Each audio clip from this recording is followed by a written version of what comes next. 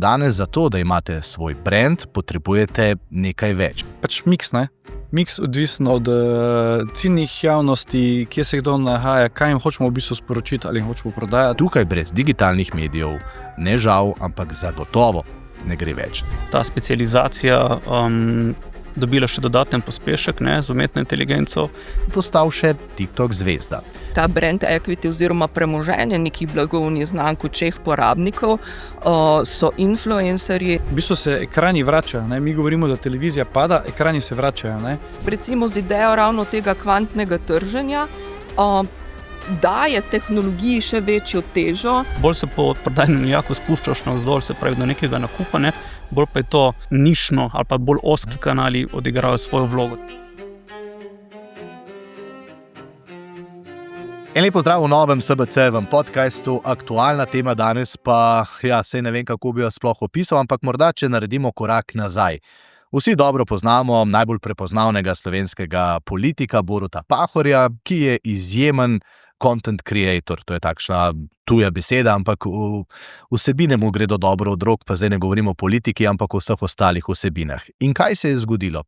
Poklicali oziroma pisali so mu 3 mladci in rekli, mi bi pa sodelovali z vami, verjamemo, da ste odličen material za TikTok. Najprej je menda vprašal, zakaj to potrebujem, češ saj imam Instagram, ampak kot vidimo danes, je bila to dobra poslovna odločitev. Borut Pahor je v trenutku z nekaj seveda pomoči, predvsem pa sam zna nastopati, to koristi, postal še TikTok zvezda. Kam ciljam? To, da danes za to, da imate svoj brand, potrebujete nekaj več sebe in pa izjemno dobro razumevanje sveta, v katerem živimo. In tukaj brez digitalnih medijev ne žal, ampak zagotovo ne gre več. Zato imam danes 3 goste, ki bodo o tem znali kaj povedati. En lep pozdrav vsem 3. Začel bom seveda na moji levi. Maja Konečnik-Rucier, sem prav naglasil? Super, profesorica z ekonomske fakultete, tako da midva bova veliko govorila o teoriji, pa tudi o praksi, Potem pa Rok Hladnik, Flat Circle, en lep pozdrav, član SBC-ja tudi v tvojem podjetju več, seveda v nadaljevanju, in pa Jernej Smisel iz Pristopa, direktor, en lep pozdrav. Lep pozdrav. Takole sem si zdaj to zamislil. Malo vas bom prosil za pomoč, prav, ker ste edina dama v tem studiu, pa z morda največ izkušnjami, ko je treba koga oceniti. Bi tukaj morda soočil 2 moja gosta. Dajmo takole narediti, ker Rok, prihajaš iz malega podjetja, kako se mu reče, to je že srednje veliko podjetje, malo podjetje, kam vas? Malo podjetje. Pristop je pa največje podjetje na oglaševalskem, medijskem trgu, ko je treba delati in promovirati vsebino, lahko tako rečem? Lahko. Ok. Dajmo 5 kratkih vprašanj, na katero odgovarjata samo vidva, midva pa potem oceniva. Koliko vas je v ekipi? 15. Pri vas? 100. Koliko strank imate? 15. Vi? Več kot 170. Koliko časa ste na trgu? 8 let. 30. Koliko denarja se obrne v vašem podjetju na leto? Mislim, da je Flat Circle preko oglaševanja lani ustvaril za 250 milijarde prihodkov. Vi? Težko vse skupaj potegnem, zato ker imamo zelo deljen biznis. Če štejemo vse korporacije, ki z njimi delamo, je številka ogromna. Večja od te? Vse, kar bi rekel na pamet, tako da težko res sodim. Leto, ki je pred nami, bo kakšno leto za Flat Circle? 2026 ali? 2026, recimo. Lahko pa tudi letošnje, se je še pol leta, skoraj do konca. Tisti, ki so me lani spraševali, kakšno bo letošnje in ko me ti zdaj sprašuješ, kakšno bo drugo, pojma nimam. Lani si noben ni pričakoval, da bojo tarife spremenile cel landscape, pa koliko časa se bo to vleklo, pa vse te geopolitične razmere, tako da kakšno bo drugo leto, ne vem, poli pa še vse ta tehnološka rast, ki gre usporedno zelo hitro, tako da se prilagajamo k čemurkoli v bistvu. Kako je s tem prilagajanjem v podjetju, kjer je več kot 100 zaposlenih? Težji proces, ampak agilnost je ena tudi od naših top prioritet, tako da če vprašanje v bistvu podobno probam odgovoriti, lahko sam rečem, da novembra zgleda čisto drugače kot maja. A smo izbrali dobro, dva popolnoma različna igralca, ki igrata na istem trgu, ali jaz narobe to razumem? Odlično. No, zdaj pa vaša ocena. Kaj je danes prednost na trgu, v katerem živimo, v tem medijskem svetu, v tem tržnem svetu, oglaševalskem svetu, digitalnem svetu, da si majhen ali da si velik? Ali je to odvisno? Verjetno je odvisno. Sigurno je prednost majhnih podjetij, ker so agilna, se lažje in hitreje prilagodijo na razmere. Pa vendar, po drugi strani, tudi rezultati raziskav kaj kažejo, je, da če si pa velik, in to je pa tisto zelo pomembno, imaš željo, lahko naštudiraš tudi sistem in dejansko implementiraš neke nove tehnologije. Predvsem je pa tukaj, ali narediš ta korak naprej ali ne. In če ga, potem je lahko tudi ta transformacija uvedbe nekih novih tehnologij zelo hitra. Katera je letos največja sprememba, ki se je zgodila in vpliva seveda na oglaševanje, na to, da dobiš svoj tržni delež, da ga obdržiš ali pa povečaš? Že kar nekaj časa se jasno vidi, da se neki digitalni mediji, da so zelo v vzponu. In če gledamo ravno 2025, smo prišli do tistega mejnika, pričakuje se, da bodo letos prihodki od oglaševanja iz teh digitalnih, mogoče še bolj teh uporabniško usmerjenih vsebin, prehiteli prihodke od oglaševanja iz tradicionalnih medijev. In to je en tak mejnik, ki dejansko ni se zgodilo čez noč. Dejansko to je v bistvu bil trend, ki je bil viden že v preteklosti, ampak tukaj je pa ta preskok čez polovico in verjetno se predvideva, da bo v proračunu, ki bo naraščal, to generalno gledano bo naraščal, predvsem pridobival delež teh nekih digitalnih uporabniško usmerjenih vsebin. Jernej, pristop je vedno veljal za agencijo, ki je skrbela prav za te tradicionalne medije, če temu tako rečem, ko je eden od oglaševalcev iskal, kam bi namenil denar, da bo učinek čim večji, se je ponavadi, sam sem delal 20 let v medijih, točno vem, obrnil na pristop ali pa na katero drugo veliko agencijo in rekel, v redu, zakupite mi tam prostor, sam bi oglaševal tako pa tako in pričakujem, da se bo to pa to potem z mojim denarjem tudi povrnilo. Kako je danes s tem? A se že pozna tudi v Sloveniji, da se je v resnici več kot polovico sredstev za oglaševanje iz teh tradicionalnih medijev preselilo na druge? Mislim, definitivno to drži, da se seli, da se dogaja ta shifting, ampak jaz mislim, da če pogledaš, če malo zoom out situacije narediš, prej je bila ekspertiza, kako razporediti budžete znotraj tradicionalnih medijev, zdaj pa ekspertiza, kako jih razporediti znotraj nekih digitalnih novih medijev. Ampak konec koncev, ko pa pogledaš skupne marketinške budžete, oglaševalske, je pa to neka rast. Ves čas rastejo. Sam kak se ta shift dogaja. Tako da jaz mislim, da v vsakem primeru bojo naročniki, oglaševalci, potrebovali ekspertizo, kako razporejati, zato ker je načeloma zelo predrago, da imaš vse in-house. Super je imeti in-house, ampak na določeni točki, ko smo prej govorili, da je ogromno sprememb na trgu, mora nekdo te ljudi izobraževati, mora biti ljudje v tem prostoru zelo napredni, pa še nimajo sami pri sebi tesnega okolja. Zdaj, če nekdo dela za več oglaševalcev, pač vidi trende, vidi, kaj se dogaja, da pač ne govorimo o verjetno boljših pogojih pa tako naprej.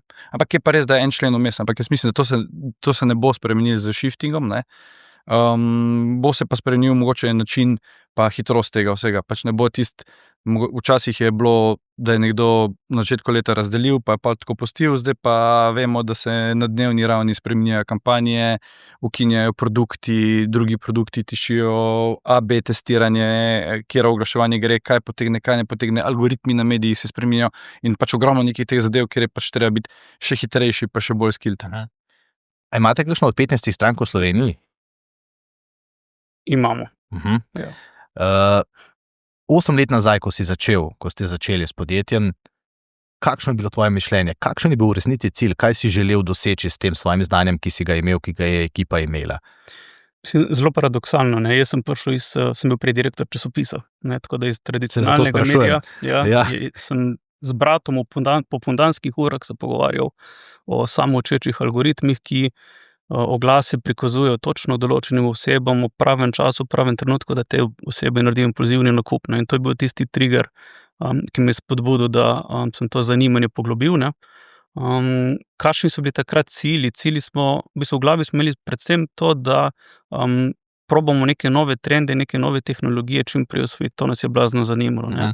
In ta algoritemski del zakupa, številke, kako lahko neke rezultate podkrepiš s podatki, ne? Ki je bistveno lažje strankam razložiti ali pa direktorjem, ko ti rečejo, oglaševanje ni samo strošek, ki ga moraš imeti, ne, oglaševanje so rezultati, ne? In tako pripomorejo tudi prodaji. Tako da to je bil nekako namen tega. Drugo pa bilo tudi to, da pač smo videli, da je mlade ljudi to zanimalo. Ne? To je bilo nek nov poklic, nov način dela, pristop je bil drugačen, trg je bil globalen, nisi bil omejen na Slovenijo ali pa na neko mesto v Sloveniji, in odprt si imel v bistvu cel svet in to je bil tak zelo velik izziv. Eno vprašanje sem vam prej pozabil postaviti. Kje imate prostore? Mi smo od letos fully remote. Ne? Smo šli z neko tranzicijo on-site, hibrid, remote. Ekipa je zelo pozdravila to zadevo, tudi ta talent pool, ne, ki smo ga lahko na ta način pridobili, se nam je odprl. In z vsemi omejitvami, ki jih remote ima, vseeno jih ima, nekako nam uspeva to zgodbo relativno dobro furati, tako da ja, smo v oblaku. A je drugače, če moraš imeti stavbo za 100 zaposlenih? Definitivno je, tako je kolega rekel, ne, so plusi pa minusi, ne. Je pa tudi odvisno v bistvu, kaj še vse zraven počneš, ne. Mi v bistvu je oglaševanje ali pa medijski zakup je v bistvu samo del našega posla, ne, za katerega imamo posebno firmo Pristop Media, ne. Potem pa imamo še druga področja, ne, ki so v bistvu zelo vezana na day-to-day biznis, ne, zato pač imamo prostore v Ljubljani, skoraj v centru, v Sitoli, in smo v bistvu vsi na enem kupu, v bistvu cela skupina Pristop, da se v bistvu problemi klientov, kar je pač naš primarni posel, ne, hitro rešujejo, ne.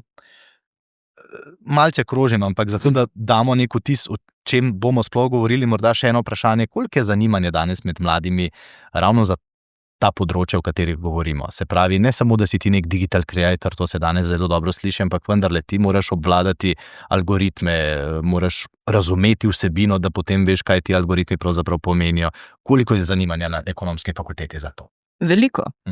In ravno to, kar sva se prej pogovarjala, se dejansko tudi struktura naših študentov malenko spreminjajo, ker dejansko samo trženje prehaja bolj na to tudi analitično področje, in zaradi tega se mi zdi, da je dejansko to zanimanje narašča.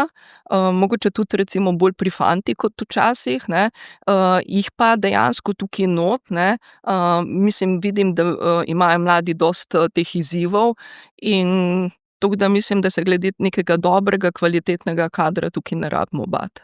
Moram postaviti vprašanje, kakšna je cena danes na trgu, da dobiš dober kader? Koliko ga moraš plačati nekoga, ki ti bo znal brati analitiko in se znal hitro odzvati? Dobro vprašanje. Jaz mislim, da je tako, trg je globalen, se pravi, se tudi dosti, bom rekel temu, evropskih kadrov primerja s plačami iz Amerike, ali pa iz druge, iz zahodnega sveta, ker valjda lahko za njih tudi delajo, tako da je to. Ampak ja, dober kader stane dosti, pravi talenti, tisti, ki res razumejo, pa da jim reči, malo srcem to počnejo, da ni to samo služba, so dragi in so temu primerno tudi ustrezno nagrajeni. Ja, mislim, bi se popolnoma strinjal, pa mogoče bi še rekel, da veliko talentov se je že tudi preizkusilo v tujini, ne?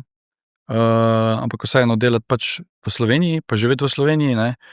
Pa živeti nekje v tujini, kjer si tujec, ne? Je velika razlika in da velikrat ti talenti tudi razumejo prednosti tega okolja, ne? Sploh če načrtujejo, ne vem, družino, pa da se bo nekje ustalili, ne? In so imajo tudi pač, bom rekel, neke druge pogoje.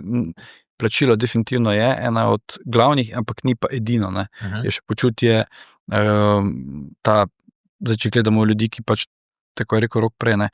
ne delajo tega sam kot služba, ampak imajo še to radi, ne, pol hitro najdejo ta work-life balance, ne, in jim ga ni treba omejevati, ne, pač oni vejo, da mora biti delo narejeno, ne, in se znajo tu prilagoditi. Tako da jaz mislim, da je kar več faktorjev, kako v bistvu te talente zadržati. Denar je seveda, da si pač nekdo plača toliko, pa nekdo ponudi 100 € več, pa tja leti, ampak vse malo mora imeti to rad, ne. Kaj pa kvaliteta? Kje smo? Sloveniji. Priznanju. Jaz bi rekel, Zelo da kar dobro. visoko. Ja. Ne, v Sloveniji imamo kar nekaj uspešnih e-commerce zgodb, recimo taki, ki so stoge, kar se tiče performansa, tako da ta talent pool je širok. Je pa res, da znanje tle zelo hitro napreduje, ne?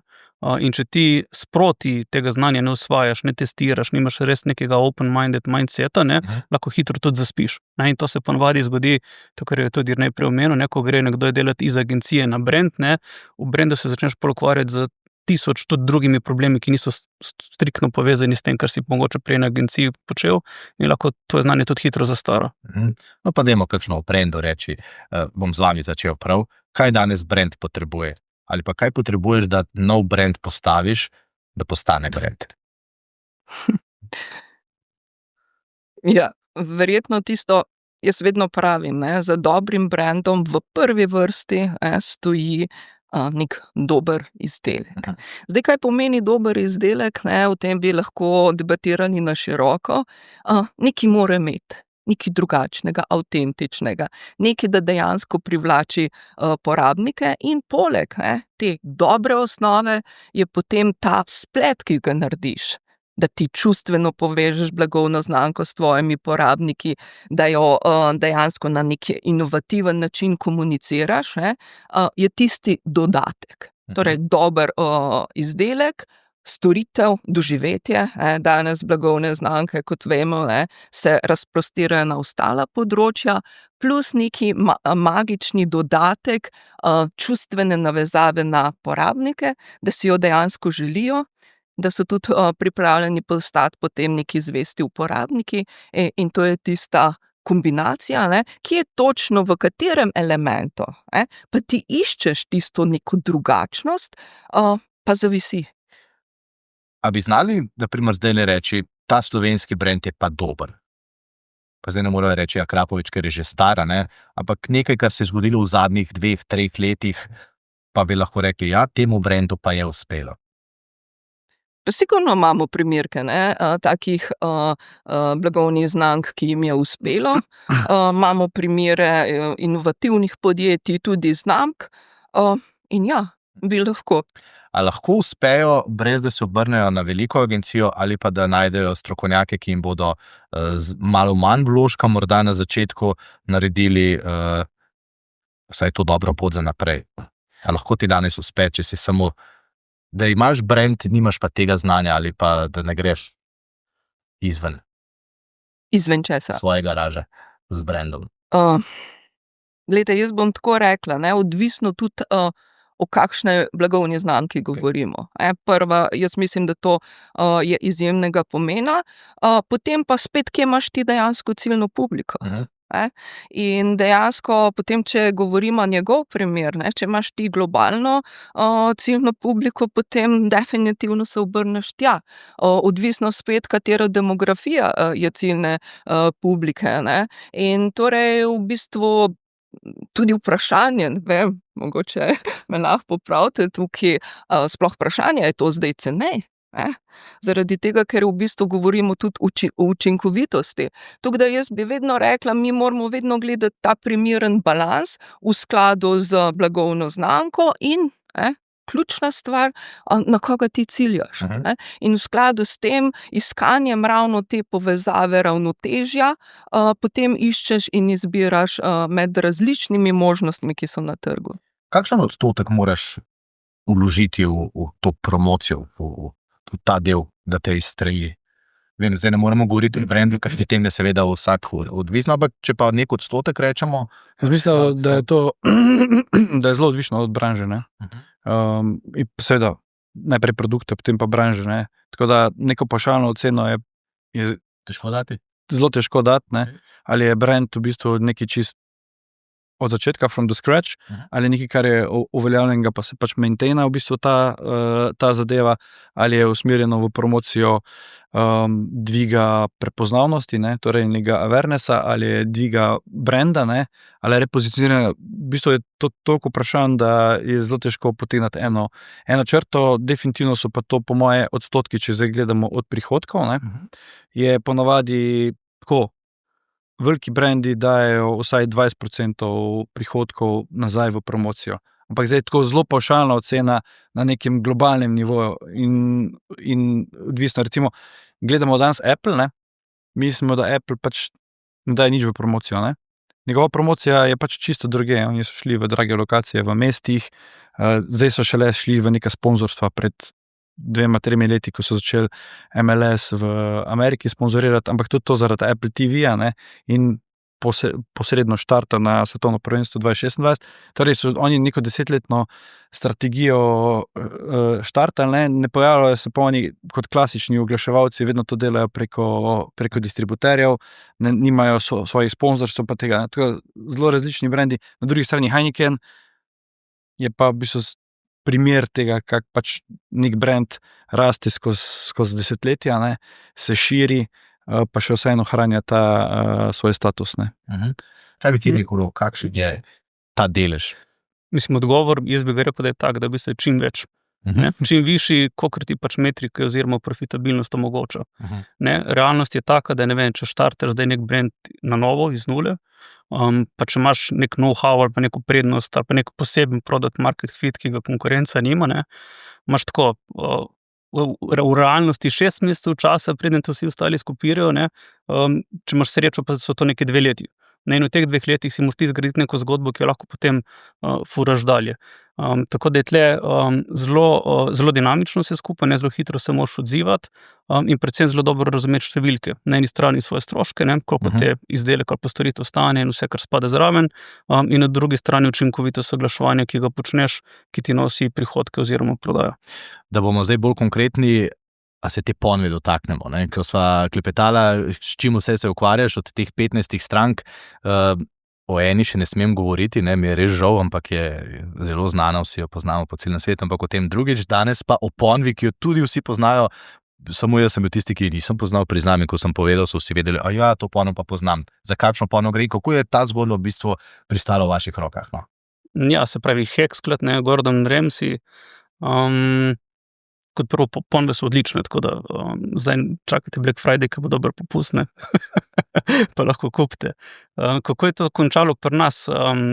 Eno jutro me je friend iz Los Angelesa mi je enostavno pisal, rekel, hej, eden izmed mojih prijateljev ima težavo, ker blagovne znamke nekako prek ameriške agencije v Evropi in v UK-ju ne znajo promovirati, ne znajo delati prodaje, ali gre za neko kulturne razlike ali karkoli, ne vem, ne mu lahko ti kaj pomagaš.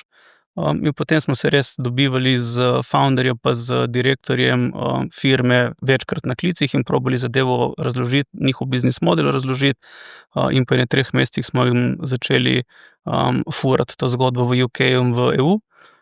In dobesedno iz nič je to zgodbo postala več 10 milijonski posel na našem kontinentu, tako v roku pol leta. Tako da je taka lep case study za ga naokoli predstavljati.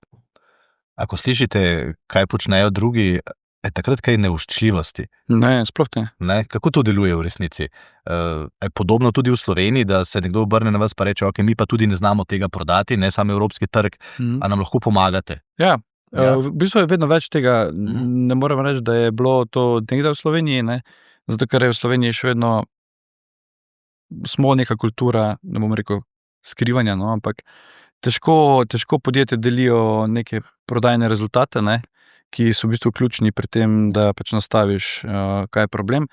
Je pa že od nekdaj, da pa delijo probleme z brandom, torej kaj se z brandom dogaja, merijo brand equity pa podobne meritve in pač zaznajo padce, probleme in pa v bistvu je to brief. Ne? Hočemo narediti to pa to, ne to prodajno, ne? To performance marketing je v bistvu čist sales oriented, tle je pa bolj okoli brand equity se dogajajo stvari, ne? Tudi prodajno usmerjene, ampak brand equity, ne? In ne, super je to, jaz mislim, da za trg, za razvoj je to super, ker tako je rekel kolega, več ko je boljše, ne? Tudi iz vidika dolgoročnosti brendov. Ne? Je pa problem, da smo se prej pogovarjali o nestanovitosti trgov, ne? Marketinški budžeti so tisti, ki se jih v bistvu podjetja prvo posegajo, zdaj zaradi tega, ker je ali je to najlažje narediti, ne? Ali pa pač najmanj mislijo, da to vpliva. V bistvu pa Preden se vrnem k vam, eno vprašanje, ali slovenski naročniki, zdaj se pa vrnem na tiste, ki pa pripravljajo te budžete, dovolj vedo o tem, kaj se dogaja v resnici. Ne? Zdaj vam dam en primer, pa ne bom povedal podjetja seveda, ne? Ampak tam reče, letos imamo 200,000 evrov na voljo za oglaševanje, pokliči tako kot si lani, ta agencija naj ti to naredi in potem mi pač pričakujemo neke rezultate. Ali je to torej dovolj znanja v naročnikih v Sloveniji, ne, pri teh velikih državnih podjetjih, morda pri kakšnih, zdaj ne govorim o teh malih, ki razumejo in vejo, kaj morajo narediti, ampak pri teh, ki še vedno dajo kar največ denarja za oglaševanje v Sloveniji, naprimer. Težko je posploševati. Zdaj, če govorimo o nekih državnih, večjih konglomeratih, verjetno se še proračuni bolj razporejajo, tako kot so se včasih, ampak verjetno bi mogli primer od primera pogledati. Vsekakor pa tisti mlajši, agilnejši, tisti, ki hodijo na globalne trge, tam dejansko ti moraš razumeti situacijo. In mogoče, če se še malo navežem na prejšnji pogovor, absolutno se strinjam, potrebno toliko in toliko denarja, predvsem pa je treba tudi nazaj pogledati, a imam dovolj dobro osnovo, ker lahko dam ne vem koliko denarja v sam nastop, komunikacijo na trgu, ampak če osnova tista ni dobra, mi bo se po pol letu, 2 letih stvar izpela. In to je treba dejansko ravno ta vidik komunikacijski treba pogledati skupaj z osnovo, na kateri se dejansko dela. Ja, ta ponos mi ne gre iz glave, vem pa, da pri vas skrbite še za dodatno takšno vsebino. Kdo od vas se seveda zdaj ne spomni slovenskega politika, ki se je povezoval s Ponvijo, ne? Karel Erjavec se je vrnil nazaj z jumbo plakati in s teflonsko Ponvijo, ki mimogrede ni najboljša za zdravje, ne? Sem se potem pozanimal, ampak a to še deluje, naprimer, ne? Vendarle pristop največje podjetje za takšne stvari v državi, da pokliče en politik pa reče, ajde, ne, imam vrhunsko idejo s Ponvijo, ni sicer takšna kot od Remzija, ampak lahko nekaj iz tega naredimo. Zdaj začenjam res, če sem malce državno podjetje omenil, še ti politiki me zanimajo, ne, ker začel sem pa oddajo ta pogovor s Borutom Pahorjem, ki je dojel, kaj se dogaja, ampak Karel Erjavec ima seveda drugačno populacijo, ne, Ponve so dobra fora, ne, ampak tudi tako deluje, da naprimer tu reče, jaz imam pa neko stvar, nekaj mi naredite iz tega. Mislim, da v nekih korporacijah, ne, tudi če govorimo državno, ne, mislim, da ta način, če je pač podjetje one man band, da je pač lastnik, direktor, pa še ima par drugih funkcij, ne, ali pa pač druge funkcije so figure, on pa pač vedno se odloča, pol to ne tako pač deluje, ne. Če pa sistem, če pa podjetje ima približno korporativne standarde, pa ne, niti se v bistvu tisti, ki so na vrhu, pač ne ukvarjajo s tem, jemljejo marketing, oglaševanje, konec koncev celo komunikacijo kot sestavni del, sicer mora biti alignano z cilji, vrednotami, ampak ne, jaz osebno nimam teh izkušenj, no. In tudi, ko sem bil prej v prejšnjih življenjih na drugi strani, ne, tudi kot direktor marketinga niti nisem dopustil, da bi kdo na tak način posegel. Super je ena od idej, imamo pa 2 milijona prebivalcev, zdaj pa moramo pravo pač najti, ne. Zdaj, če bomo 2 milijona idej assessment naredili, bo kar težava, ne. Te Ponve od Karla Erjavca oziroma Karla Erjavca s Ponvijo bi znali v vašem podjetju iz tega narediti še večji hit, kot je bil? Mislim, se hecam, ampak ne. Influencer plus produkt, ne, to je znan poslovni model po svetu vedno bolj popularen, ne. Zdaj, politik plus produkt, da pride v parlament, je druga zgodba, mogoče malo presega, ne bom rekel moje znanje, ampak tako, side note, politiki so zelo dobro nagovarjali na svoj publik. In znajo tudi dobro brati podatke, katere metrike, kateri kontent dobro prodaja. Če Karel Erjavec pogrunta, da mu Ponve in ta Engel dobro prodaja in da si s tem kupuje volivce oziroma nagovarja svojo ciljno publiko, top. Z oglaševanjem to nima toliko veze, bolj nek organic content, ampak ja. Kar se pa tiče poslovnih modelov in oglaševanja, so pač influencerji z svojimi brendi, oziroma brendi, ko pristopijo k influencerjem, potem grejo neke poslovne modele, kar pogosta praksa, ker se s tem dodatno ali pa še lažje vzpostavi neko zaupanje, se pravi, brand dobi še nek obraz, ponovadi to niso direktori, ki, ne vem, niso njih najboljši nastopači pa tako dalje, influencerji pa v bistvu pa content kreatorji pa tisti, ki se svoj publiko dnevno pogovarja preko telefona in preko raznih komentarjev in tudi lahko tako neke vrednote brenda pa neke prednosti brenda sporoča, tako da to je zelo pogost poslovni model. Ja, pa bom kar tukaj malce ostal. To, da imamo influencerje, ni nekaj novega, Začeli so, se mi zdi, da na Facebooku na začetku, potem seveda na Instagramu, danes mimo TikToka se ne da. A so se tudi te cene oziroma stroški za influencerja zaradi tega povečali, ker so oni postali močnejši? Absolutno. Definitivno. Absolutno. Recimo trenutno imaš različne modele, kako z influencerji sodelovati. Plus eni so influencerji, eni so pa samo content kreatorji, se pravi tisti, ki pripravljajo vsebino, ni pa nujno, da imaš neko svojo publiko za sabo. In to sta dva različna modela, dve različne načine, kako to blagovne znamke uporabljajo in monetizirajo. In tudi te glavni influencerji in istočasno content kreatorji so sigurno prispevali k temu, da so se cene povišale in da to tudi dejansko ljudje od tega živijo. Ni tako lepo, kot zgleda mogoče na tistih Instagram storijih, ko sam potujejo po svetu, pa se snemajo, pa je to nek posel, od katerega živiš, ampak je sigurno lahko zelo dober biznis, predvsem tudi mlajša populacija, zelo atraktiven, ta nek nomadic lifestyle, skozi sem na otoku, delam, kakor hočem in še plačan sem, to je tako, se sliši ful utopično, ampak ja. Delate z njimi? Ogromno tega. Se oni obrnejo na vas ali vi nanje?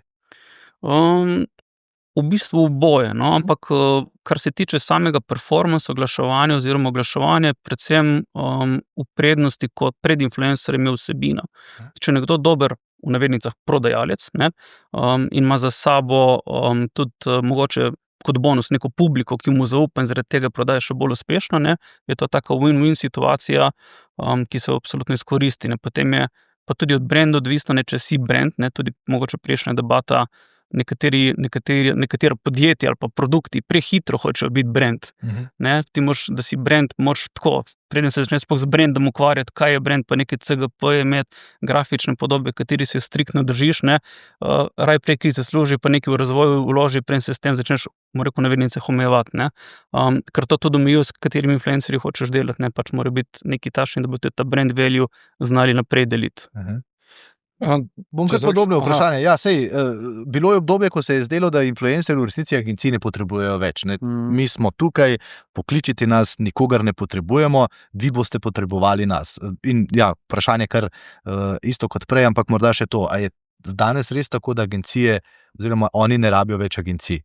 Ne, jaz mislim, da je nek skupen habitat, pač influencerji so mediji, vsak so mediji zase, je pa tu vseeno, kakorkoli je ful pozitivnih stvari, je pa to, kar je Rok zdaj na koncu rekel, so pa vrednote brenda, so vrednote posameznika, ki je influencer, pa so nevarnosti, da se pač ti vrednote čez noč zgodijo čisto drugo smer.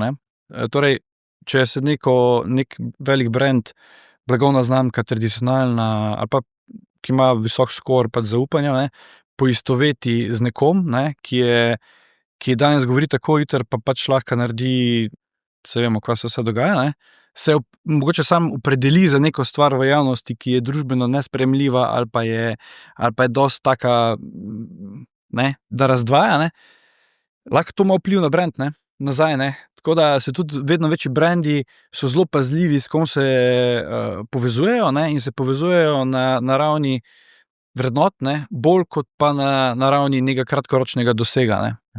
Mogoče to sem hotel sem dodati, pa to, kar je pač Rok rekel, se strinjam totalno. Ja, spet gremo na teorijo. Koliko o tem influencerstvu, vplivu, kaj pridobijo agencije, kaj pridobijo naročniki, govorite naprimer na fakulteti, oziroma kako vi vse tole vidite, ne? Da danes lahko nekdo, ki absolutno ni človek agencije ali pa človek vsebine, ne, temu rečemo, postane skoraj da ključni igralec pri tem procesu. Dejansko, če smo konkretno na influencerjih, vplivnežih, to je dejansko vroča tematika, je stvar, ki se prodaja, in mogoče, če se še malo navežem naprej, danes razmišljati, da je digital nekaj, kar je poceni, in tradicionalno, kar je drago, tukaj so se časi dosti spremenili in tudi, če gledamo razvoj nekih samih vplivnežev, pri predmetu management blagovnih znamk, ki ga imam na fakulteti, je dejansko stvar zelo jasna. Vplivneži so postali zelo pomemben kanal. Včasih smo dosti govorili o slavnih osebah, še zdaj vedno tudi govorimo o slavnih osebah, pa vendar, tematike, ki se dodajajo, kjer dejansko gradimo zaupanje, to, kar ste prej omenili, ta brand equity oziroma premoženje nekih blagovnih znamk v očeh porabnikov, so influencerji eden izmed tistih kanalov, ki verjetno sploh, ne vem, med nekimi mlajšimi ciljnimi skupinami, pa ni nujno, da so mlajše ciljne skupine, ampak med ciljnimi skupinami, s katerimi se potem ciljna publika dejansko poveže, jim je blizu, so pomembna stvar. In brez tega dejansko tudi v teoretičnem ozadju absolutno ne gre. Kar nekaj mladih poznam, ki jih vprašam, kaj bi pa ti počel v življenju, in je odgovor, vsi se že malce smete, influencer bom. A je to torej poklic prihodnosti? V sedanjosti zagotovo, ampak da vprašam, je to nekaj, kar dejansko lahko na fakulteti rečete, ja, to je dobra odločitev. Glejte, jaz na uvodnih predavanjih, kjer imam 300 študentov, vedno vprašam, prvič, kdo bi si želel biti podjetnik, želel imeti svoje podjetje, pa vprašam tudi, kdo bi si želel biti influencer. Ampak a ni zanimivo, rok pri tem skoraj da ni. Ob tem, da vemo, da so tudi naši študentje influencerji. In potem je pa zanimivo, ko začnemo vajati preko predavanj primere, kjer so dejansko razvili, ker mi dejansko zdaj govorimo o influencerjih, ki so postali podjetniki. In ko začnemo uvajati te primere, dostikrat pridejo do mene kaki študenti, pa so rekli, a vi ste vsi tako negativno gledajo na te stvari, ampak jaz bi tako rekla, tudi starši, ko reče otrok, da bi bil in želel biti influencer, da ta zadeva ni tako negativna. Je pa treba vedeti, kaj boš ti iz tega naredil, ker dejansko danes se dostikrat iz influencerstva lahko preide tudi na zelo resni posel. In tukaj je mogoče včasih, če ti uspe, najprej kot influencer, potem preskok na svoje podjetje, je verjetno zna biti to celo lažja pot in je ena izmed opcij, in mislim, da je zelo korektna in primerna opcija, tudi perspektivna, seveda spet, če imaš potem dobro usklajene stvari, imaš neko dobro ozadje, kaj dejansko ti prodajaš, in če si zaželjen med ciljno skupino, moraš pa dejansko paziti, to influencerstvo je potem dolgoročno, moraš tudi to znati peljati. Mi trije prihajamo iz drugačnih ozadij, pa smo potem zdaj vstopili v to mesto, ki ga upravljamo. Morda, če pri tebi začnem, Jernej, zagotovo imate podatke, kakšna je na primer gledanost neke teme. Vzemiva televizija, najbolj gledan medij še vedno, ampak številke kar krepko padajo, časopisi imajo res nizke naklade, govorimo o nekaj 1000 nakladah danes. Radio je živ, kljub temu, da smo ga že zdavnaj odpisali, imamo nek resen radio, na primer Val 202, na drugi strani malo bolj zabaven radio, pa Radio 1, ki mu popolnoma konkurira. Kako bi, če bi te prosil, pa sem recimo, da sem popoln laik, bi mi razložil, kam se danes splača iti in nagovoriti, da bo učinek največji? Ja, mislim, da smo to čisto v začetku odprli tematiko, pač miks, Miks odvisno od ciljnih javnosti, kje se kdo nahaja, kaj jim hočemo v bistvu sporočiti ali jim hočemo prodajati. V bistvu je miks, definitivno je treba vse te stvari upoštevati, pa mogoče bi še ena stvar izpostavil tle, ko jo se mi zdi, da je tako se ful velikrat spregleda, ne, v oglaševanju je, da v bistvu se ekrani vračajo, ne. Mi govorimo, da televizija pada, ekrani se vračajo, ne.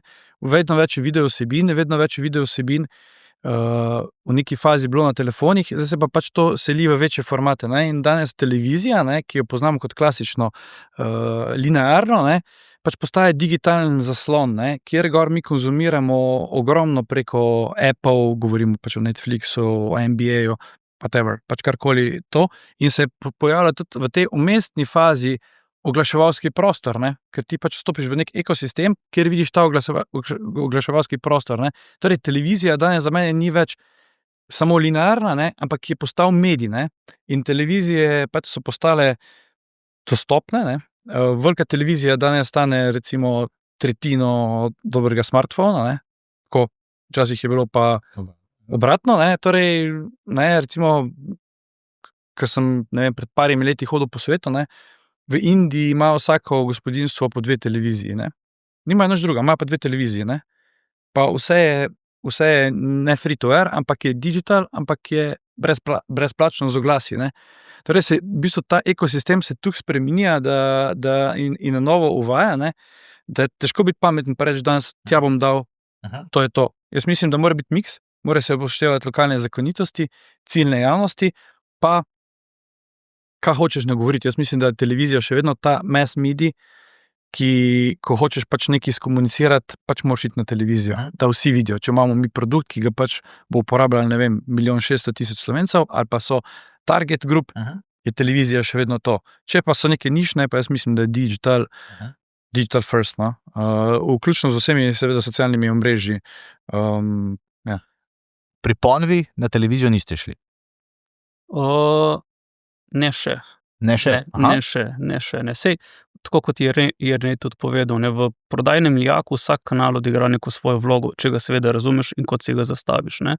Vsi te kanali, ki so bolj awareness, pa širijo nek reach, pa neko populacijo na vrhu nagovarjajo, ki še sploh ne ve, da rabi Ponu, ne, ali pa katerikoli drug produkt, so televizije, YouTubi, veliki zasloni, tam, ki je dosti dosega in reach, ki stranke, frekvenca visoka, so odlični, ne. Bolj se po prodajnem lijaku spuščaš navzdol, se pravi do nekega nakupa, ne, bolj pa je to nišno ali pa bolj ozki kanali odigrajo svojo vlogo. Tako da tukaj je tako pri budžetih kot tako overall strateško zelo pomembno, da ta svoj prodajni lijak razumeš, ne, in če to neki e-commerce biznis, če pa to nek še B2B biznis, ne, moraš pa imeti še nek pipeline oziroma cevovod. Jaz, profesorca, ne vem, odkje imam umite vodovodarske izraze za utrženje, to mi je tako neka taka znanstvena fantastika, ne. Ja, mislim, prodajni cevovod, ne, da se ga tudi ustvari, da potem to stranko, ki bo s tabo sklenila nek posel, ki bo potreben trajal 10 let, nagovarja še 1 na 1, ne. To tudi na debate, ki smo bili prej, ne, zakaj so sejmi vseeno dobri. Tam ti nekoga srečaš mogoče enkrat na leto in ga lahko osebno nagovoriš in ta posel je lahko vreden potem desetletij nekih prihodkov. Ti podatki, to je še ena stvar, o katerih bi rad govoril z vami, ker o tem pa res nič ne vem, a ne, potem pa, ko sem se pripravljal, tam prihaja tudi druga beseda, kvantno trženje, naprimer, in tako naprej. Kaj to pomeni? Kdo mi bo to zdaj razložil, ne? Če danes jaz razumem, imaš Facebook, tam daš, ne vem, 100 evrov, tam ti piše, kakšen je, naprimer, reach, a ne, in upaš, da bo to delovalo, to razumem. Ampak, ko govorimo pa zdaj o bolj kompliciranih temah in o prihodnosti, kvantnem trženju, marketingu, kaj za naj je to? Pa saj to niso neke komplicirane teme, ne. To se gre za nek novi, to dejansko že odraža realnost, v kateri živimo. Gre za neki novi izraz, kjer se recimo z idejo ravno tega kvantnega trženja daje tehnologiji še večjo težo v celotnem procesu trženja. In kaj bi lahko rekli, da gre na nek način za prepletanje res trženja z raznoraznimi tehnologijami in verjetno, neverjetno, skoraj sigurno, je umetna inteligenca pa zdaj tista tehnologija, ki najbolj nam kaže, da smo prestopili v neko novo sfero, medtem ko to dodajanje nekih podatkov, analitike, to se je dogajalo že tudi v preteklosti, zdaj je pa ta preskok, čeprav umetna inteligenca ni neka nova stvar, za večino populacije pa je bil ta preskok izjemno hiter. In tukaj vidimo in to se meni zdi, da je ravno ta ideja močnega prepletanja tehnologije in trženja tista, ki je ključna pri tej ideji kvantnega trženja. Kvantno trženje, ne, tako kot je profesorca rekla, glavni preskok se bo zgodil to, se pravi, ali pa za najbolj enostavno razlago. Ne, digitalni marketing v primerjavi z nekimi tradicionalnimi postavljanjem kampanj, ne, še vedno kampanja se postavi, rezultati se spremljajo z nekim zamikom in potem se delajo neke spremembe, ne, se pravi reakcijsko. Ne. Kvantno trženje pa gre v tem, da dejansko se vse dogaja real time. Ne. Zuckerberg je imel danes ponoči predstavitev pametnih očal od Ray-Bana skupaj z Meta oziroma Facebookom. Ne. In zelo enostavno si to predstavljati, pač, ko se ti s temi pametnimi očali sprehajaš ali po ulici ali pa v neki trgovini in se ti oglasi zraven pojavljajo produkti z nekimi tegi in tako dalje in se to sproti dogaja, tudi sproti ti to kaže. Isto se tudi oglaševanje v real timeu dogaja. Ne, tako da bojo vloge oglaševalcev oziroma media buyerov oziroma medijskih zakupnikov drugačne. Ne bojo tako reakcijska, pa tako ful strateško naprej, bojo drugačne in tle bo pač neka dodatna sprememba. Zato sem prej postavil vprašanje, ali naročniki dovolj to poznajo, ne? Ker ko govorimo o takšni spremembi, mora nekdo iz neke velike korporacije v trenutku, ali pa male, se vsem, ne, morda še celo teže iz male, razumeti, da se je zgodil nek premik. Zato sem prej rekel, tega znanja sta dovolj, ne? Ker videla sta pač po noči slabo spala, da sta videla, kaj je povedal Mark. Ne? Večina ljudi se je ukvarjala s tem, kaj bo zjutraj s svojim poslom. Ne? To sta dva svetova, vajin svet je ta svet, njihov svet je brand. Ja, jaz mislim, da v bistvu tako, kot so vse druge stroke specifične, tako je marketing, pa oglaševanje, pa pač vsem, kar se danes pogovarjamo, popoldanska obrt, ne? In za vsakega, ki pač želi pač imeti to kot resno funkcijo v firmi, jo mora tudi tako imati. Ne? In jaz mislim, da ljudje danes na strani naročnikov, ne, so zelo podučeni, zelo vejo, ne? Sploh bi omenil moment Slovenije, ko smo se prej pogovarjali o privatizaciji, no? S tem, z prihodom velikih firm v Sloveniji, ne? Jaz sem bil del v bistvu 3, ki so bile prevzete v nekem trenutku. Sem videl ful pozitivnih lastnosti, vsi od negativnih govorijo tako makroekonomsko, ne? Ampak ogromno znanja je prišlo iz tujine. Ogromno znanja, te multinacionalke imajo marketinške oddelke, imajo oglaševalske oddelke, zdaj ali to vsem nam paše, ali ne, to je druga stvar, ne? Ampak znanje je, ne? Znanje je, torej sogovorniki se dvigujejo, mislim, diskurs se dviguje. Ne? Zdaj, drugo vprašanje pa je, ali so ti oddelki znotraj podjetij pozicionirani tako, kot bi mogli. Ne? To verjetno za vas ena od zanimivih študij, ker jo verjetno delate ali pa spremljate, ne? Koliko slovenskih podjetij ima na izvršni funkciji v upravi funkcijo marketinga ali pa strateškega marketinga. Ne? V Sloveniji je to bolj redkovsko pravilo, ne? In temu primerno, ne, je tudi ta funkcija pozicionirana v podjetju, ne, velikrat nekje vzporedno s prodajo ali pa pot, ne, in je na koncu, ko se sprejemajo ključne odločitve v boardroomu, ne, izpuščena, če temu milo rečeno rečem, ne, in to je mogoče ena od vlog ali pa nalog, ne, celotne branže, ne, da se skozi čas poskusi spremeniti. No, bom o tem znanju torej raje vas vprašal, ker vem, da spremljate, kako je s tem znanjem in to, kar je omenil Jernej v slovenskih podjetjih. Ali vedo? Mogoče se sam še malo nazaj navežem. Ne? Včasih, ko smo živeli v nekem času tradicionalnih medijev, se je vedno reklo, ne, v trženje daš 2 vreči denarja. Čeprav ne veš, katera ti dejansko nosi rezultate, ti moraš dejansko investirati v obe vreči. Zdaj, ko se prehaja na digitalno okolje, to merjenje rezultatov odlično, je hitro.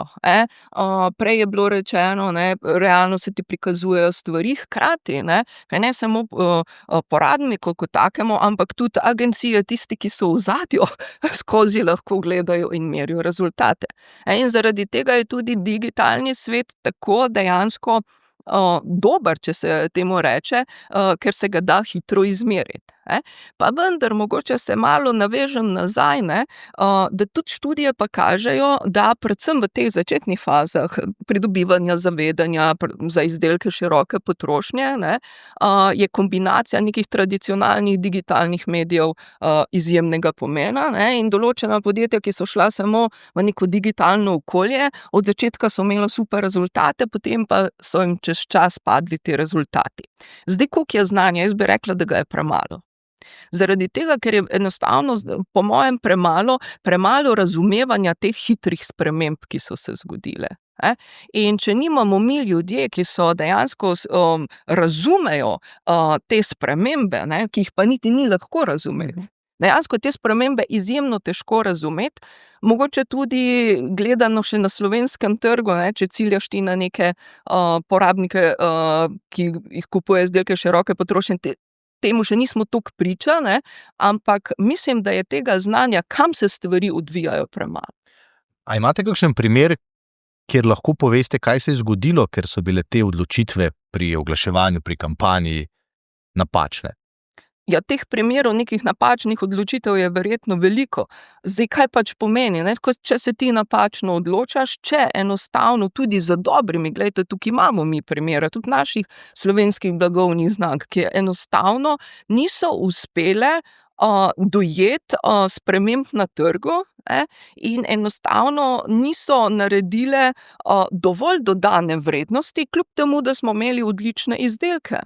In sedaj pa gledamo določene, ki so jih prevzeli tujci, pa dajejo bistveno boljše rezultate. In to se zgodi, počasi, če si ti na novo, če ne greš s pravimi pristopi tako ali tako na trg ne prideš, vkolikor si pa neka staro ustaljeno podjetje, blagovna znamka, če enostavno ne uspeš pravočasno inkorporirati teh sprememb, verjetno greš pa malo v zaton. Nekomu, ki gre v zaton, je to znak, nekaj moramo spremeniti, nekomu pa tudi spet ne. A lahko kakšno stranko takšno, vse vem, da to seveda malce neprijetno vprašanje, ampak izpostavite, ker so prišli do vas pa rekli, tole smo narobe delali nekaj mesecev, let, ali lahko popravimo in ste, na primer. Ja, mislim, ne bi v konkretnih imenih, ampak to se dogaja. Sploh je povezano s tem, z percepcijo investiranja v marketing.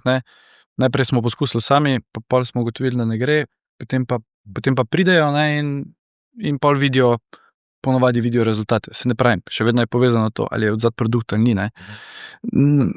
Je treba vseeno pač vedeti, kaj je realno pol pričakovati. Nekateri imajo tudi ta disconnect med tem, kaj pač imajo doma, pa kaj mislijo, da imajo, in pol tu ni povezave in pol tudi rezultata ni nekih akcij oglaševalskih. Pa tudi naloga agencije tudi ta, se pravi tudi ta izobraževalni vidik.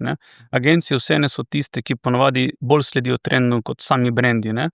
In tukaj recimo v Sloveniji imamo tak primer, vse višje oglaševalske nagrade so zelo usmerjene v kreativo. Pa so te lepe kreative, lepi oglasni filmčki in tako dalje, a pa lepe akcije, ampak to in rezultati niso ena in ista stvar.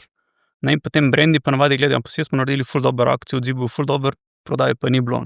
Tako da tukaj imamo agencije neko skupno nalogo, da dajmo pač vse akcije vezati na neke merljive rezultate, si pač tudi nek model postaviti in potem, če nekaj neuspešno, probati ugotoviti, zakaj je do tega prišlo in kako se to korigira v naslednji kampanji. Pa mogoče še moja izkušnja. Zdaj, vi ste ga vprašali, koliko jih je prišlo, pa so rekli, da ima nekaj spremeniti. Dosti je pa tudi takih, ki ne pride. Zaradi tega, ker so toliko prepričani v svoj prav, navajeni na neke ustaljene tirnice, da niti iz tega okvira ne gre. In takih primerov podjetij je tudi kar nekaj. A lahko v današnjem svetu nekdo z nekim malim vložkom, zdaj govorim pa, naprimer, SBC združuje tudi 180 mladih podjetnikov, kjer so še na začetku poti, v tem svetu algoritmov, v tem svetu teh vložkov na začetku, ko že moraš nekaj dati, vseeno uspe. Pa recimo, da imajo dober brand, tak soliden brand, kjer pa potrebuje seveda nekaj puša, včasih je veljalo, ste sami rekli, zdaj se ta v bistvu žakeljček za oglaševanje samo še povečuje, nekdo pa danes začne, ali ima še vedno to možnost, priložnost? Ja? Absolutno. Mislim, ta možnost je največja, kar se da v bistvu. Preko socialnih omrežij se da samo z nekim storytellingom, pa ne bom rekel, da imaš ti brand, imaš ti neki izdelek ali pa neko rešitev. ne, nekaj, kar ne obstaja drugi, ali pa neka čustva prodajaš, ne, in da znaš to zgodbo zelo dobro povedati, ne, imaš zdaj tako priložnost, ki je pred 10 leti nisi imel, ne, in so lahko to zelo nišne zadeve, ki se dogajajo samo na nekem subredditu skrite in preko tistega zrasteš, lahko pa to neka čisto generičen izdelek, ki je slučajno malo drugačen ali pa poseben in ga potem prodajaš prek Instagram storyjev in to zgodbo svojo gradiš naprej. Ne? In tudi SBC mladi, kar nekih takih članov, ki so to tako tudi uspeli. No. Je pa pol res, ne, da prideš do neke stopnje, ko to ni dovolj. To se radi že vprašati. Taki verjetno k vam niti ne potrkajo, ker ste predragi ali že percepcijsko. Že percepcijsko. Kje je zdaj tista meja, ne? Kdaj rečeš, okej? Jaz mislim, da to, kar je Rok rekel, absolutno drži, ne, da pa prideš, v bistvu so neki thresholdi, ne. Ko prideš do neke točke, pa pač moraš investirati, ampak včasih moraš investirati tudi nekaj za nazaj, kar si po poti pozabil, sploh iz vidika brand equity pa teh zadev, ne. Mogoče si produkt super postavil z nekimi minimalnimi vložki, se prodaja, pa prideš do naslednje stopnice, ne, ki pa pač moraš ti vzeti brand postaviti, ne, vložiti nekaj v brand, ne, pa še ta push narediti, da prodajno dvigneš ta produkt malo više, ker samo od sebe pač nič ne gre, ne. Teda na neki točki jaz mislim, da se poravna, je pa res, da nimajo vsi, ne bom rekel ambicije, ker bi se to negativno, ne, nimajo potrebe biti tam, ne.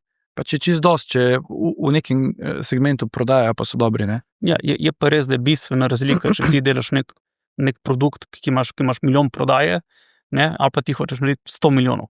Ne, to so tako dve komplet različne zgodbe, tudi stopničke, ki jih moš narediti, so ogromne, ne, in dosti teh, dajmo reči, influencer, ampak garaž brand ali karkoli, ne, se tega niti ne zavedajo. In potem so tudi dosti, kar se zgodi, so tako sigurni svoj prav, ne, se ne pustijo niti dopovedati, ne. Ampak biti influencer pa podjetnik so tako. Ja, ampak so čustveno vpleteni v zgodbo, ne, mi imamo ogromno teh izkušenj, ne, da so ljudje čustveno vpleteni v zgodbo, ker so od začetka bili sami zraven in načeloma je funkcionirali to, kar so pač oni naredili, ker je to proof of concept, ker so danes nekje, ne, ampak ko hoče naprej, mora pa nekaj radikalno spremeniti, ne. Velikrat pa to ne gre z osebnostjo skupaj, ne, da pač reče, ok, v redu, do zdaj razumem, da je bilo to dosti, kar jaz znam, zdaj pa rabim neko drugo pomoč, ta je že pa malo. Mi imamo dosti primerov, recimo iz Amerike, ne, takih brendov, ki so čez noč zrasli, ne, ampak tam je tako, mindset je drugačen, ne, tle v Sloveniji ali pa pri nas se naredi neko blagovno znamko, to je moje, ne, to bom jaz gradil, to je moja zgodba, nek moj življenjski projekt, ne.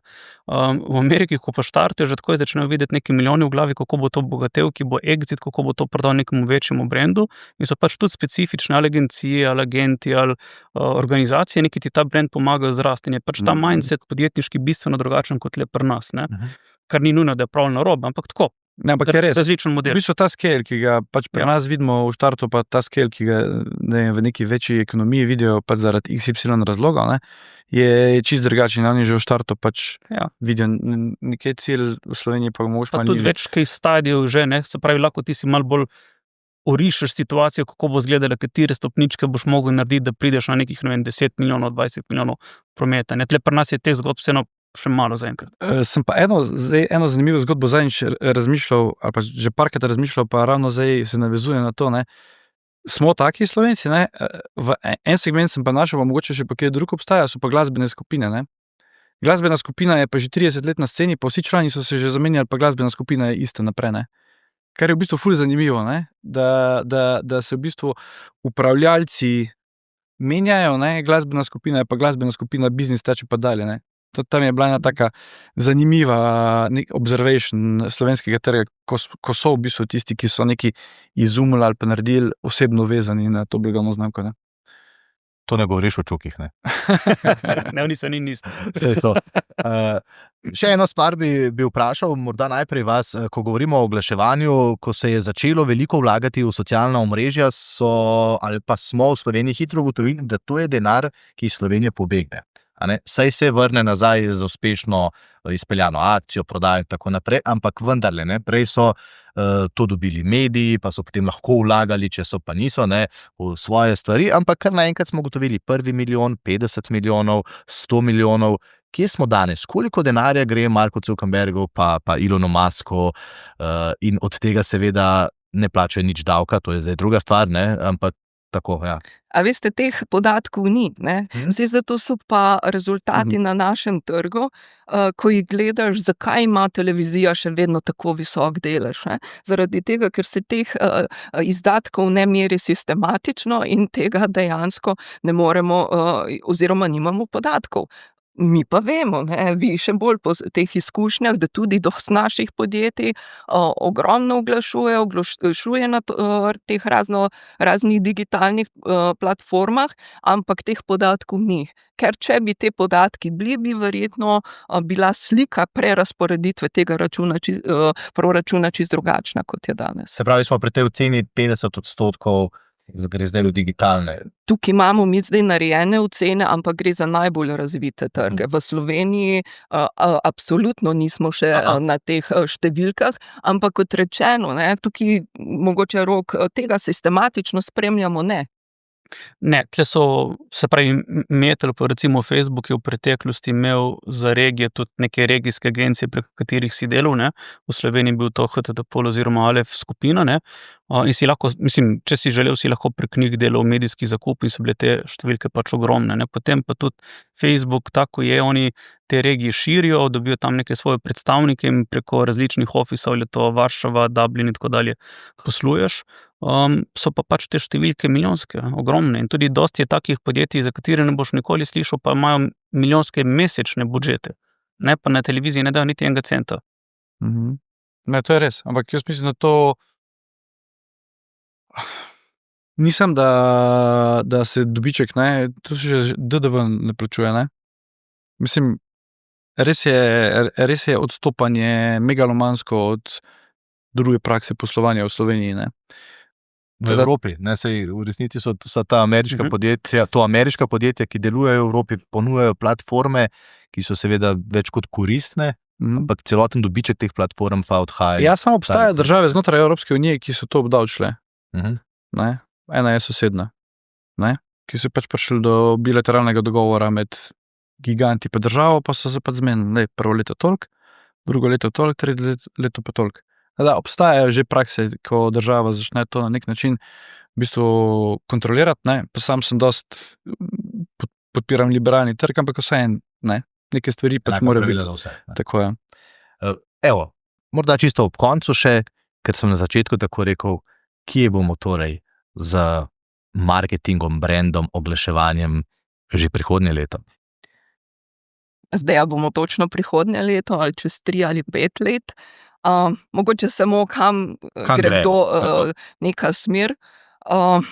Jaz mislim, da bodo se ravno te proračuni za digitalno oglaševanje, komuniciranje na splošno, uporabniško ustvarjanje vsebine bodo dejansko še bolj pridobivale na pomenu. Ob tem bodo verjetno tradicionalni mediji še vedno odigrali neko svojo vlogo. Zdaj, kako bo s trženjskimi ekipami, poglejte, mi imamo primere agencij, vaša ni edina, kar nekaj tudi slovenskih, ki dejansko s parimi igralci imajo po prometih, prehitevajo neke večje agencije, ne, tukaj je realnost. Zdaj verjetno marketinški sami oddelki, po mojem, se bodo celo krčili, predvsem se bo pa spreminjala struktura, ne, vedno več bo poudarka na nekih specialistih za analitiko, za umetno inteligenco, tistih, ki so ustvarjalci vsebin interaktivnih skupnosti, ne, povezave, blagovne znamke, skupnosti, ker mi vedno tisto, kar je res pomembno, ne, mi moramo gledati tehnologijo, umetna inteligenca super in odlično, ne. Kaj si lahko z njo pomagamo, kako jo implementiramo. Pomembnem je pa drugi korak, ne. A so te stvari, ki jih mi implementiramo, tako dojete tudi pri porabnikih, ne? Ker mi moramo ustvarjati v končni fazi dodano vrednost za porabnika, ne? In vse te neke novosti, ki se uvajajo, ne, je treba pogledati, ali to še vedno potem ustvarja in prinaša zaupanje med porabniki. Ker če bomo prehitro spustili nenadzorovano tehnologijo v celoten proces, se lahko nam zgodi ravno obratno. obratno, namesto da jačamo premoženje naših blagovnih znamk, ga lahko tudi izgubljamo. In pri implementaciji teh stvari, seveda, super so te zadeve, lahko dodajajo ogromno vrednosti, ampak treba je pogledati, ne, kje, v kateri meri mora biti tudi še nek človeška presoja, nadzor in primerno uporabljati kombinacijo obojega. Niste me še ugasnili, hvala lepa. Vidim, da content creatorji, torej oblikovalci vsebin še obstajajo, a ne v tem prihodnjem modelu, ki prihaja. Ja, absolutno, ne, saj je profesorica povedala, jaz mislim, da bo ta specializacija dobila še dodaten pospešek, ne, z umetno inteligenco, cel kup nekih teskov, ki jih zdaj delajo posamezniki, jih bo umetna inteligenca oddelala z klikom, ne, tako da bo tega vedno več in vse se bo tudi bistveno bolj navezovalo na številke, ne, tudi ta kreativni del, ne, vloga creative strategist oziroma kreativnega stratega bo vedno bolj pomembna in bo bazirana tudi na nekih številkah, ne. Čeprav so v ozadju neka čustva, pa neke reakcije, ki jih želiš pri kupcih oziroma audiencu narediti, ne, boš to pač z nekim merljivim pristopom probal prikazati. Na drugi strani pa vloga medijskih zakupnikov spet podobno, zelo bolj strateška, zelo bolj zakaj, zato na podlagi nekih številk, na podlagi nekih preteklih izkušenj, in kar se mi zdi tako zelo ključno v naslednjem obdobju, da imaš tako zelo odprto glavo, zelo odprt mindset, ne. Always be testing, vedno testirati, probavati nove stvari, ne se zadovoljiti z zadevami in to predvsem velja za mlade, ne. To je poklic, ki se bo zdaj tako še bolj hitro spremenil. Tudi vaše agencije še niso ugasnili, sem slišal v tem pogovoru, ne? Ne, mislim, da ne. Ne, se strinjam, jaz mislim, da ne bo prišlo tudi do manjšanja obsega pač delovnih mest, ne. Pardon, tu se ne strinjam. Po moje bo prišlo do tega, da bojo ljudje opravljali različne funkcije, ne, zdaj pa kaj pa jaz predvidevam, da bo umetna inteligenca prenesla, pač pohitrila bo procese. Sej danes ima nekdo, ki jo že uporablja tako res integrirano prednost, ne, ampak sej imamo adopterje, ki bojo pa v bistvu šli za tem in se bo v bistvu samo vsi procesi se bojo pohitrili. Danes ne bojo, ne vem, tako včasih bilo, sestanki ne trajajo več 3 ure, trajajo pol ure, ne, pa se pač več naredi, ne. Jaz mislim, da sam umetna inteligenca bo tudi šla v smeri tej, da bo sam vedno več vsega, ne, vedno več bo številk, vedno več bo nekih procesov za odločanje, vedno več bo nekih možnosti, tako da ne vidim revolucionarno, ampak spet ne tako, ne, velikih postavi prihod umetne inteligence ob bok kateremu drugemu dogodku. Saj tudi internet je prišel, ne, pa ga prej ni bilo, pa so ga pa vsi začeli tako, mogoče bomo čez 4 leta ali pa 5 let manj spektakularno gledali na to zadevo, kot pa danes gledamo, ko je nekaj, kar še v bistvu čisto ne vemo, kam bo šlo, ne. Ja, hvala lepa vsem trem za obisk v studiu. Ko bomo lahko razkrili, kaj počnete, boste še enkrat prišli, to že zdaj povem, ne. Tako da hvala lepa, pa ja, lahko se čez leto ali pa čez 2 dobimo v podobnem omizju, pa pogledamo nazaj, kje ste imeli prav, pa kje ste se motili ali pa vas je kaj presenetilo, prav? Hvala lepa. Vam pa hvala lepa, ker ste bili z nami in če ste dobro poslušali, vsebina bo še vedno na prvem mestu, pa izdelek seveda tudi. Vse vmes je pa odvisno, kako boste vi znali to prodati in najti pravo ekipo, da vam tu pomaga. Hvala, do naslednjič.